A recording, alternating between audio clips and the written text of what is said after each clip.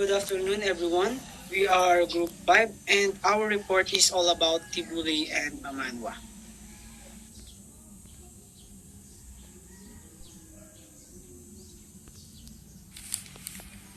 Hi, my name is Angelica Perez. I will be reporting about the Tibuli people's location and worldview. So, the Tibuli inhabit a 1,940 square meter territory in southwestern Mindanao, where the coastal mountain range joins the Cotabato Cordillera at an elevation of 915 meters or 3,000 feet above sea level. The region has three major lakes.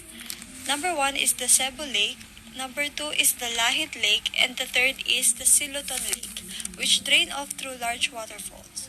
Tibuli resides inland the southern coast of Mindanao. So, Tibuli's people location is officially the municipality of Tibuli is a first-class municipality in the province of South Cotabato, Philippines. According to the 295 census, it has a population of 91,453 people. The town is named after the indigenous natives themselves. So, Tibuli people's worldview. Number one is the ritual dances of the Tibuli. The study investigated that the dances and rituals of the Tibuli of Lake Cebu, South Cotabato, is the and the respondents were the Tibuli tribal dancers. The study found that the dances show the Tibuli's affinity with nature. The unique dance movement is characterized by heads bowed low, arms extended sideward and forward or obliquely sideward, and knees and trunks slightly bent. There is frequent use of the upper torso, facial expressions, and arms that flow from pose to pose. The fingers held close and still, curling in and out, the elbows are flexed. Generally, the Tibuli ethnic movement often builds up to trance to ensure that the omen from the spirit is interpreted properly.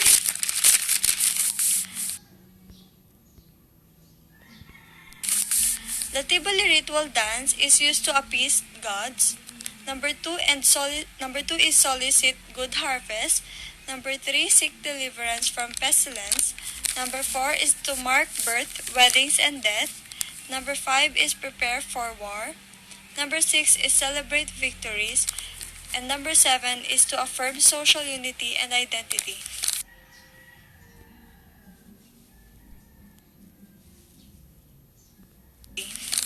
Second is the Tibulis people's marriage practices. In traditional Tibuli culture, marriages are prearranged by the parents and may be contracted at any age, even immediately after the child's birth. The mayor also stressed the need for continuing family planning education among the tribal members to help them out of poverty.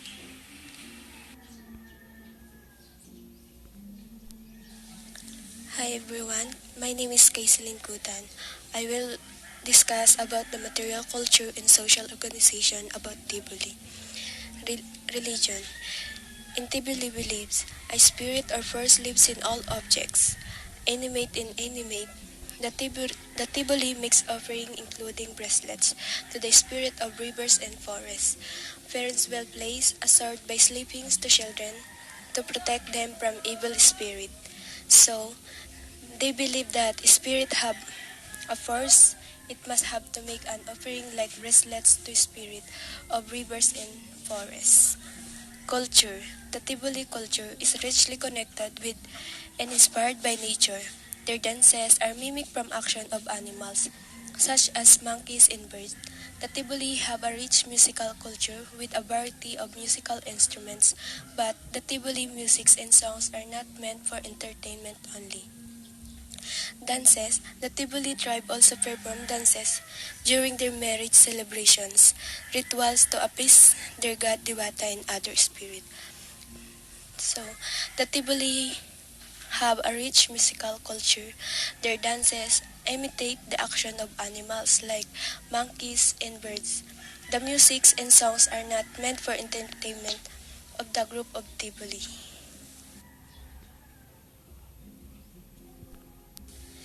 Major holidays. There are no holidays as just among the Tibuli. They don't have fixed holidays. The only holidays they have is the rites of passage. Ceremonies and ritual celebrations serve as Tibuli holidays. Rites of passage. Parents arrange their children's marriage as early as just after birth, taking a child illness as the sign that he or she needs a partner. Parents will ask to borrow a bracelet or other object belonging to the child with whom they wish to match their own. They give this to their sick child. So, this is the tradition or culture of Tibuli where the parents arrange their children's marriage as early after birth. They are doing this to avoid illness to their children. Good afternoon again, everyone. My name is Jidel Reyes, and I will report the historical event of Tibuli tribes. Tribal group is still living in a traditional way comparable with how their ancestors lived centuries ago. Dito sa Pilipinas, madami talagang uri ng tribal group. There are 18 tribal group on the island of Mindanao. Isa na dito yung Tibuli tribe. Since the arrival of settlers originating from the other island of the Philippines, they gradually moved to the mountain slope to live in the scattered settlements in the highland. From the ethnographic and linguistic literature, they are variously known as Tibuli, Tibol, Tagabili, Tagabil, and Tagabulo. Tibuli distinguish themselves like all other tribal groups by their colorful clothes and earrings. It is estimated that they are 100,000 and 150,000 Tibuli.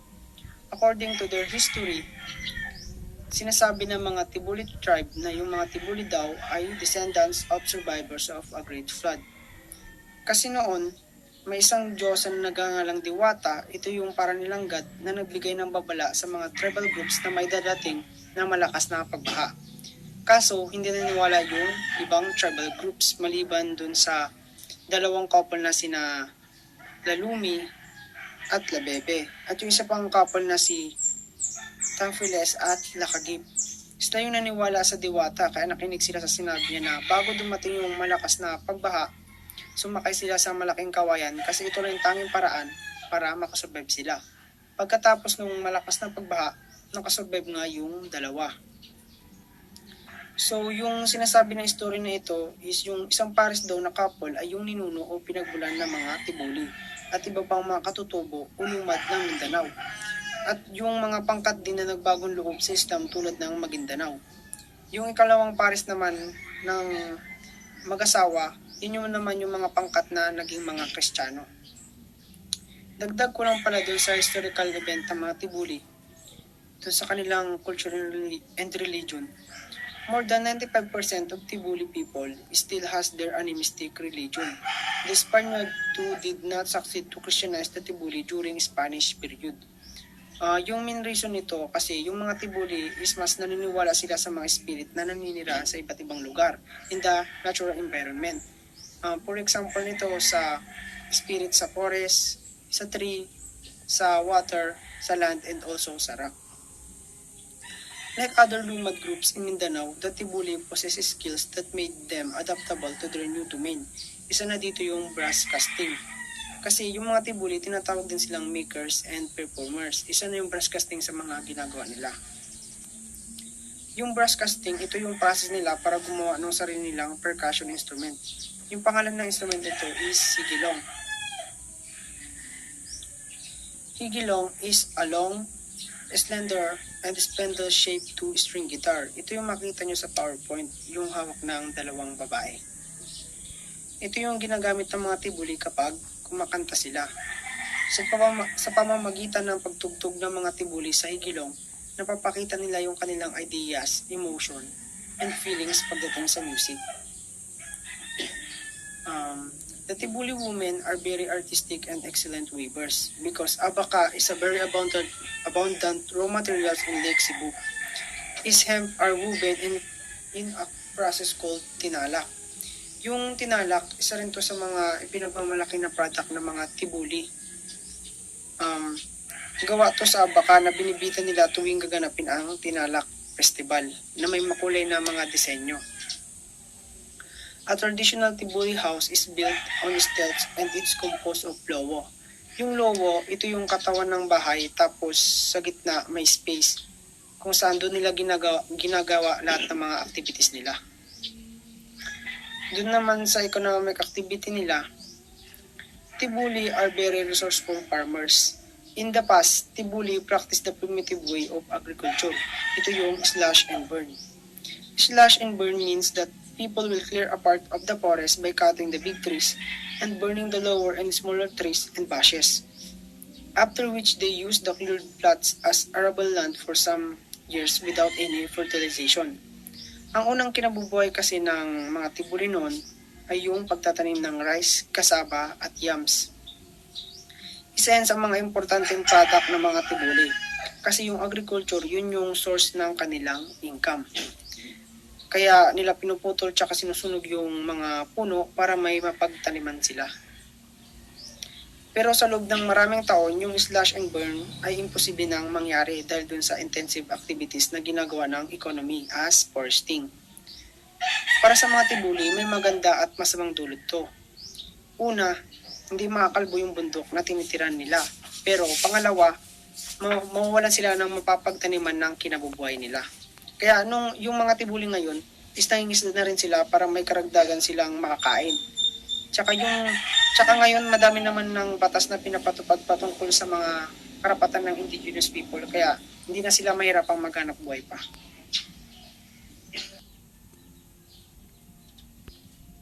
Doon naman tayo sa educational system ng mga Tibuli. In the municipality of Lake Cebu, there is a school that for the past 12 years, ito yung paaralan o yung school ng mga Tibuli. Yung pangalan ng school na to is SICAT or School of Indigenous Knowledge and Tradition. Yung purpose ng school na to para sa mga Tibuli is para ma-preserve o mapatuloy yung pag-ooperate ng kanilang culture and tradition at para maipasa rin sa mga susunod pa na generation. Sa madaling salita, para hindi nila makalimutan o mawala yung culture and tradition na yon. SICAT was founded in 2001. Noon may ibang SICAT schools din kaso tumigil sila sa pagpapatakbo for many reasons. Tanging Tibuli SICAT lang yung nakaligtas sa pagsubok ng oras kaya patuloy pa rin ito tumatakbo hanggang ngayon. Yung Tibuli SICAT, meron din silang schedule ng performances of indigenous music, art, and sport tuwing Wednesday para hindi lang daw ma-preserve yung learning nila sa kanilang culture at tradition, para rin ma-preserve yung kanilang performances pagdating sa music, art, and sports. My name is Christian Carlino. I will report about the issues confronting the IP group.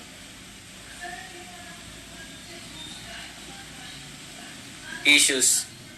The Tibulist tribe main problem ay land conflict. The domestic problem, usually marriage problems. Ayon kay Blunto, yung mga Tibuli daw ay hindi lang resourceful farmers, kundi Tibuli is a peace-loving people. Kasi kahit daw hindi nila kilala, tinuturing nilang kapatid o kapamilya. Kaso kahit gaano sila kasiyahin, madami pa rin silang issue na kinakarap. Isa na dito yung main issue nila, yung land conflict. Kasi nga diba, nakatira yung mga Tibuli sa matataas na bundok, kaya wala silang mapagtaniman ng mga kinabubuhay nila. Kaya nila ginagawa yung slash and burn na report ni Jidel. Kasi yung economy, madami silang ginagawang intensive activities gaya nung foresting kaya na pagbabawalan na sila sa paggamit ng slash and burn. Isa na dito na issue is yung domestic issue kasi yung mga Tibuli isa rin sa mga dinidiscriminate na indigenous people dahil daw sa kanilang kakaibang paniniwala at kasuotan. Yun lang, salamat po.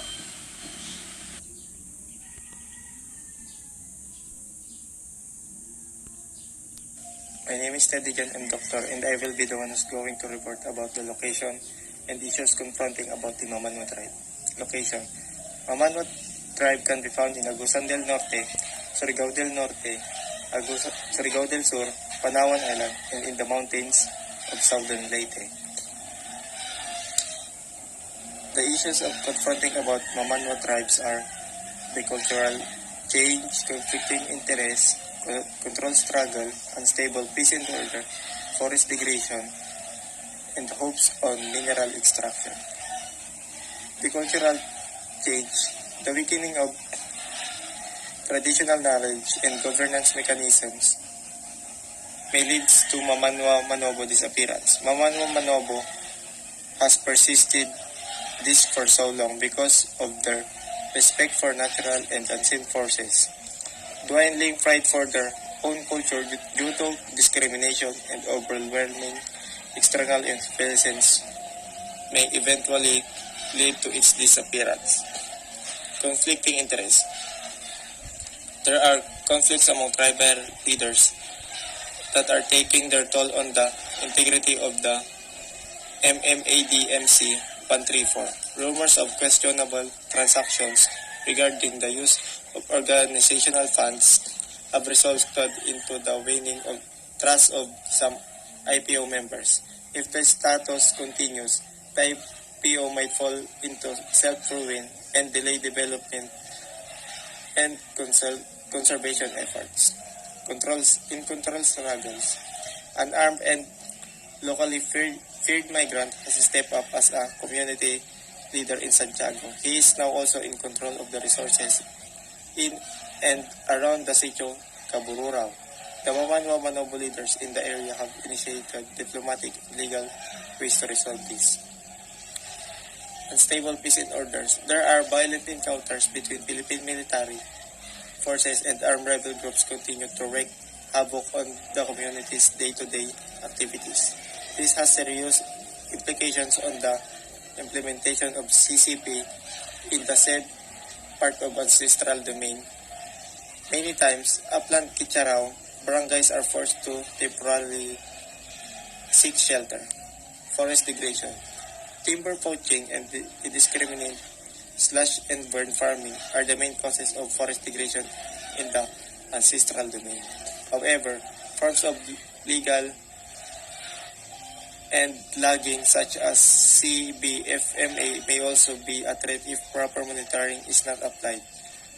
A timber lease agreement, TLA, has also been awarded to Ventura Timber Corporations, overlapping with at least 800 hectares or half of the Binantasan nga Banwa Nububungan.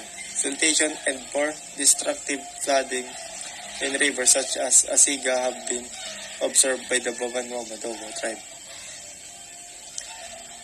Hopes on mineral extraction. The biggest threat to the Mamanwa Manobo still come from mining, whether small or large scale, illegal or illegal. Legal small-scale mining operations that are ongoing in CADT 134. The Mamanwa Manobo are worried because small-scale miners are armed, greedy, and well-connected both to political and tribal figures.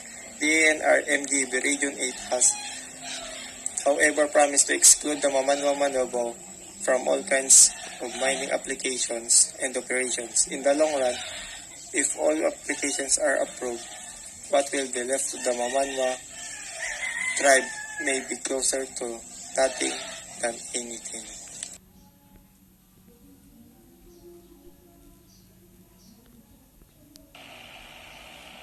Hi, I am Janica Elois and I will discuss about the Mamanwa's world of view. Mamanwa is one of the oldest and still extant in the Philippines who bear a striking physical resemblance to the Negritos. Their other name is Mamanwa Negritos and are believed to be descendants of the original settlers of the Philippines. The Mamanwa perform rituals in executing their culture and practices, promoting preservation of their identity. This represents the indigenous or tribal institution of the Mamanwa. Yung institution nila may mga specific rules sila sa kanilang community o kahit sa kanilang village. Sila yung mga nagpe-perform ng ritual o kahit tinatawag nilang student.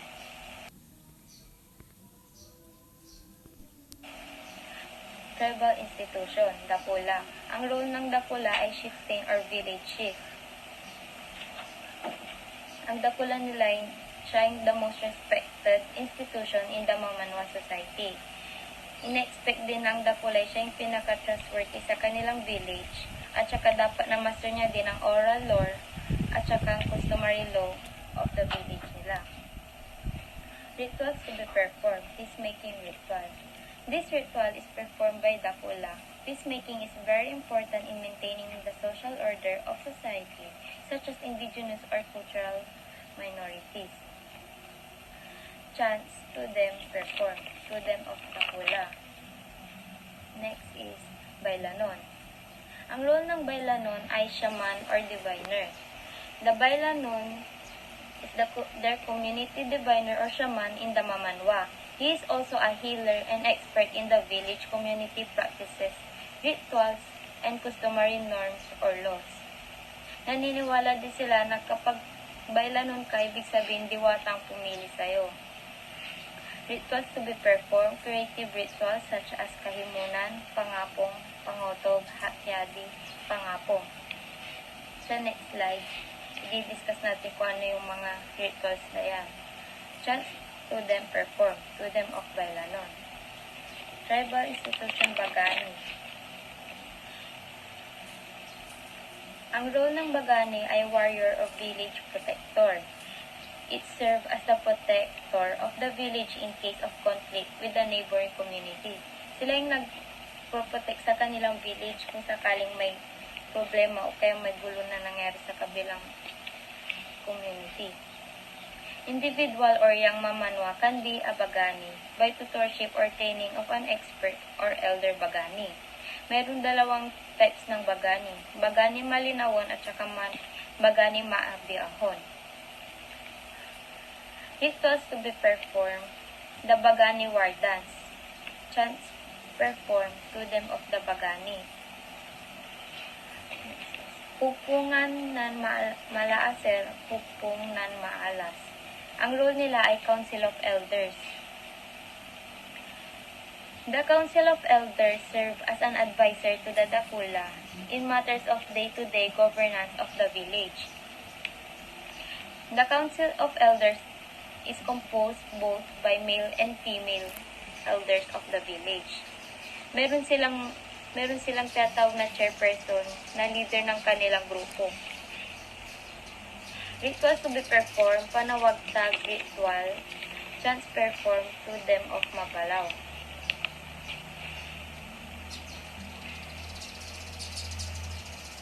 Ito yung mga ilan sa mga ritual ng mga mamanwa. Dakahimunan, magdiwata rituals, panawagtag at saka pangapong. Dakahimunan. Dakahimunan is the grand festivity in the Mamanwa land. It is offered when welcoming an important person in the town or province. Ang purpose ng ritual na to ay para i-welcome dignitaries thanksgiving for a good harvest. Itong ritual na to ay piniperform ng bailanon. Yung altar nila o yung tinatawag nilang oyagdok ay dinedesenyuhan nila ng coconut o kaya anahaw leaves. Tapos nagsusot sila ng kanilang traditional costume. Inumpisa nila ito ng prayer at sinayaw ng bailanon ang kanilang ritual dance.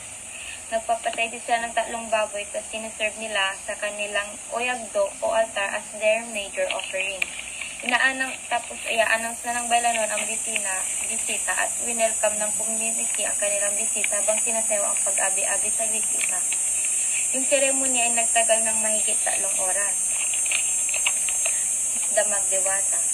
The Magdiwata rituals is a worship ceremony to magbabaha and most of the time it is conducted during the full moon. Ang ginagawa ng mga mamanwa dito sa kanilang ritual, nagsasama-sama sila sa kanilang altar na may dala silang improvised lamp at saka may apoy sa gitna. Tapos i-announce ng bailanon yung purpose ng kanilang ritual, sasasayaw sila sa gitna ng apoy ng mahigit 1 oras ng padayag ka magbabaha. Pagkatapos nang magprepare na sila ng dinner o feast hanggang sa matapos yung kanilang ritual. Next is the Panawagtag. Panawagtag is a chant of recollection by the previous Bagani who offered their life for the preservation. Next is Pangapong. Pangapong is a ritual which means to invite and let the invited come in. This ritual is composed of elaborate ceremonies to be led or to be conducted by an elder bailanon. Pangapong is to call, invite, and let spirit to come and join or get inside of the meeting.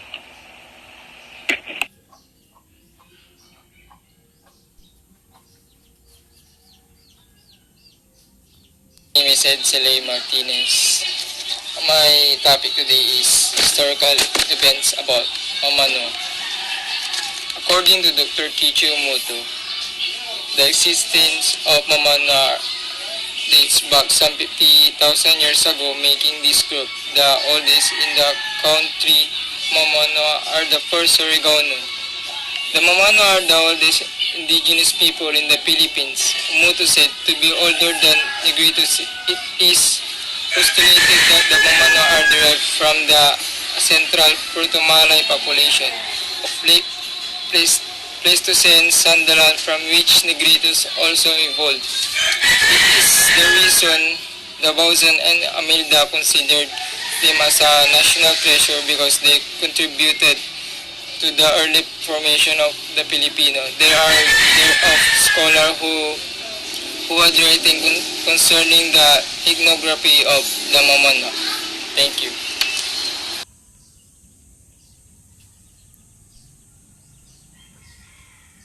Material culture. The Mamanwa are nomadic in nature, relying on hunting and gathering to survive and grow minimal crops such as yams to supplement their foraging activities. The monobos and subsistence pattern, and on the other hand, of semi-nomadic, relying mainly shifting agriculture with hunting and gathering such as supplementary activities.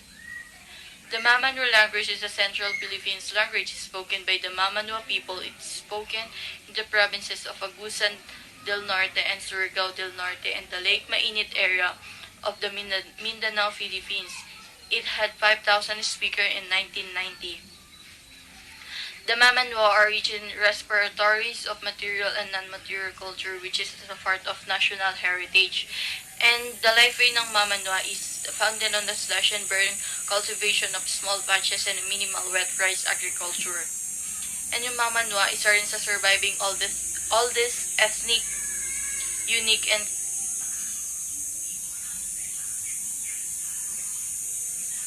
unique culture and distinctive tradition.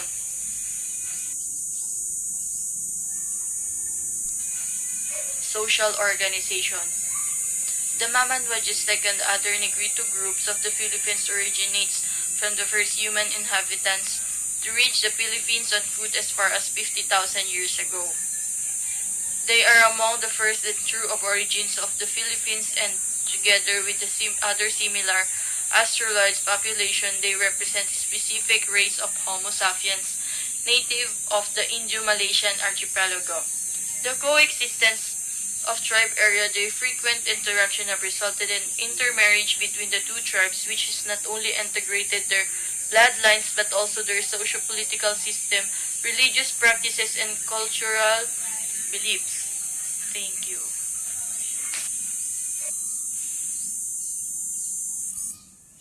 Okay guys, that's all. Thank you again for listening and watching our report.